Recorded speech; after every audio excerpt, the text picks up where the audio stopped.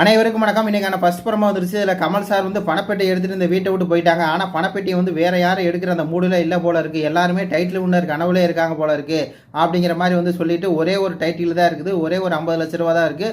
அது வந்து ஒரு ஆளுக்கு தான் போகும் அப்படிங்கிற மாதிரி பார்த்தீங்கன்னா சொல்லி இது பண்ணுறாரு.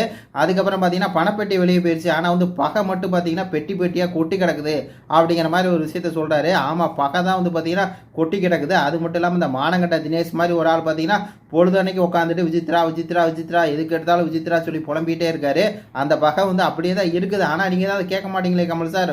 உங்களுக்கு தான் அதை பற்றி கேட்கறதுக்கு நேரமே இருக்காதே. விசித்ரா ஏதாவது சொல்லிட்டாங்க அப்படின்னா உடனே வந்து நேரம் எடுத்து விசித்ரா மேடம் அப்படின்னு சொல்லி நீங்கள் சிம்பிள்லாம் காமிச்சு ஆக்டிங்லாம் பண்ணி உங்கள் திறமையெல்லாம் நிரூபித்து வந்து பார்த்தீங்கன்னா நீங்கள் என்னென்னமோ பண்ணுவீங்க. ஆனால் வந்து பார்த்தீங்கன்னா விசித்ராவுக்கு இருக்க அந்த பகையை வந்து கேட்கவே மாட்டீங்க. தினேஷ் வந்து அவ்வளோ தூரம் வந்து பேசிகிட்டு இருப்பார். அடித்து கிழிச்சு தொங்க விட்றாமல சொல்லுவார். அதெல்லாம் நீங்கள் கேட்க மாட்டீங்க. அப்போ எப்படி பார்க்க முடியும்? அப்படி தான் இருக்குது. இந்த சீசன்லேயே வந்து ஒஸ்ட்டு என்ன அப்படின்னா கமலஹாசன் சார் தான். ஒரு கேள்வி வந்து தினேஷ் கேட்க மாட்டேங்கிறாரு. இதில் வந்து பகை கொட்டி கிடக்குன்னு வேறு இதில் வந்து இது சொல்கிறாரு அப்படிங்கிற மாதிரி தான் இருக்குது. இன்றைக்காவது கேட்பாரா கேட்க மாட்டாராங்கிறத பார்க்கலாம். இது பற்றி கருத்துக்களை சொல்லுங்கள். நன்றி, வணக்கம்.